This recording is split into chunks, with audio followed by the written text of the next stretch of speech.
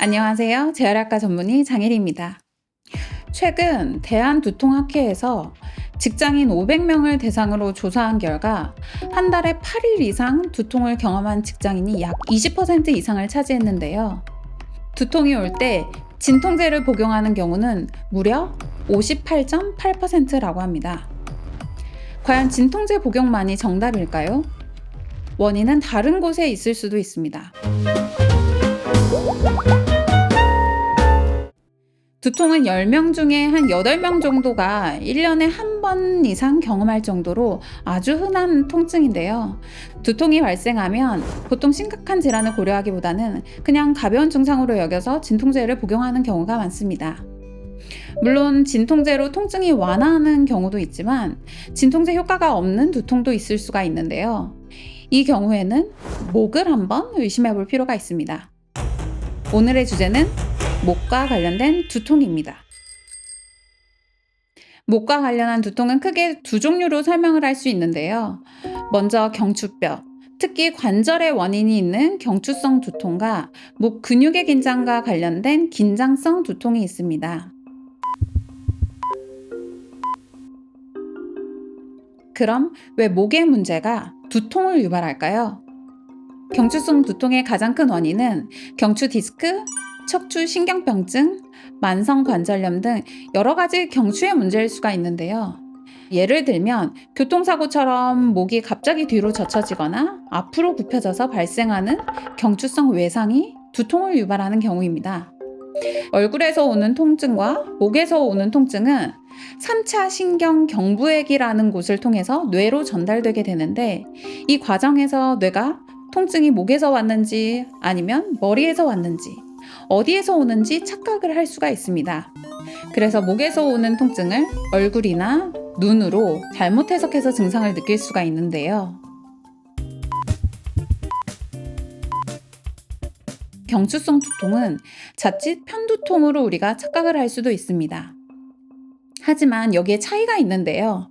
경추성 두통의 경우에는 의사가 경추 관절을 촉진을 하거나 아니면 목의 운동 범위를 검사할 때 두통이 생기거나 아니면 악화가 될 수가 있지만, 편두통은 이런 검사를 통해 통증이 발생하거나 악화되지 않는 경우가 많은데요.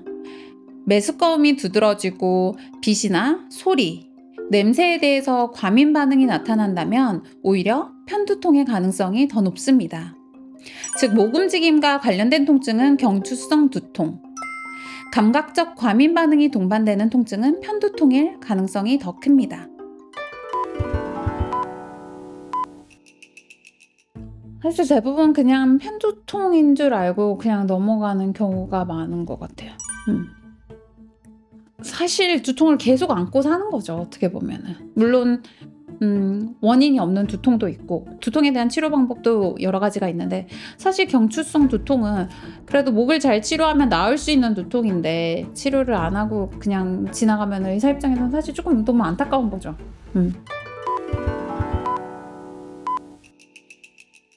근데 한 가지 심각한 증상은 있어요. 의사들이 가장 무서워하는 거는 두통이 있을 때 이게 뇌출혈인가? 아니면 뇌경색인가? 이런 거거든요. 근데 사실 그런 증상은 갑자기 생겨요. 그리고 아주 심각하게 생기니까. 다음으로 목과 관련된 두통으로는 긴장성 두통이 있습니다. 긴장성 두통이란 두경부의 지속적인 근육의 수축으로 인해서 발생되는 두통으로 목 근육과 근막의 긴장이 주된 원인입니다. 이러한 이유로 근수축성 두통이라고도 불리는데요. 빨간색 음영으로 표시된 부위는 긴장성 두통으로 통증이 느껴지는 대표적인 부위를 나타낸 겁니다. 긴장형 두통의 증상으로는 압박하는 느낌 또는 쪼이는 느낌의 양상을 보이고, 이마나 머리 양측 관자놀이 주변으로 띠를 두르는 듯한 통증, 아니면 머리 뒤에서부터 앞으로 퍼지는 경향, 오전보다는 주로 오후에 심해지는 특징이 있는데요. 다른 국소적인 신경 증상이 동반되지 않는 것이 특징입니다.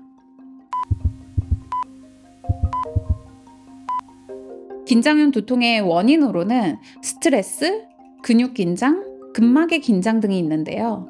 특히 특히 오랜 시간 잘못된 자세를 유지할 경우 긴장형 두통이 발생하기가 쉽습니다.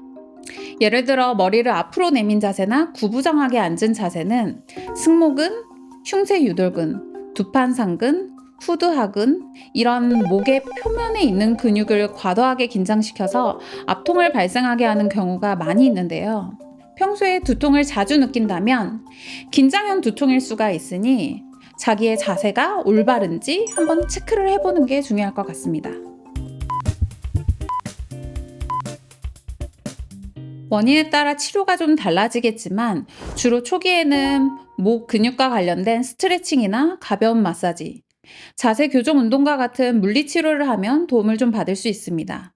논문에 따르면 이런 물리치료는 경추성 두통의 통증 강도, 빈도, 지속 시간을 감소시키는 것으로 되어 있는데요. 그러나 물리치료로 호전이 좀 더디다면 약물치료나 주사치료를 고려할 수가 있습니다. 특히 경추성 두통은 신경차단술이 효과적인 치료법으로 사용될 수가 있는데요.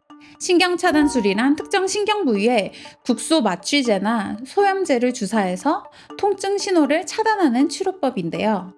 통증을 유발하는 신경에 과도한 자극을 줄여서 두통과 관련된 증상을 완화하는 방법입니다.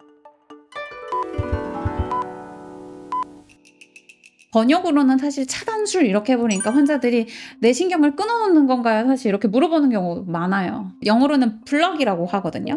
그 신경 주변에다가 약을 뿌려가지고 신경을 안정화시킨다는 개념이니까 겁내하지는 않으셔도 될 것 같습니다. 제가 봤을 때 환자들이 제일 무서워하는 이유 중에 하나는 그거 씨암이라 그래가지고 이렇게 큰 장치가 있어요. 그런 거를 하거나 아니면 초음파 갖다가 이렇게 대면서 뭔가 이렇게 보거나, 그래서 사실은 조금 더 환자분들이 나 이렇게까지 아프지는 않는데 저런 장비 써서 이제 맞아야 되나 더 무서워하는데, 사실 그게 아니라 정확한 부위에 놓으려고 오히려 그런 장비를 더 쓰는 거거든요. 상대적으로 가벼운 두통은 특별한 원인이 없다고 생각해서 그냥 진통제만 먹으면서 버티는 경우가 사실 많은데요. 하지만 그 원인이 목에 있고 그것을 근본적으로 치료한다면 상당한 통증 완화 효과를 기대할 수가 있습니다. 나의 두통이 어디에서 온 두통인지 스스로에게 관심을 가지자. 오늘 저의 한 줄 메시지입니다.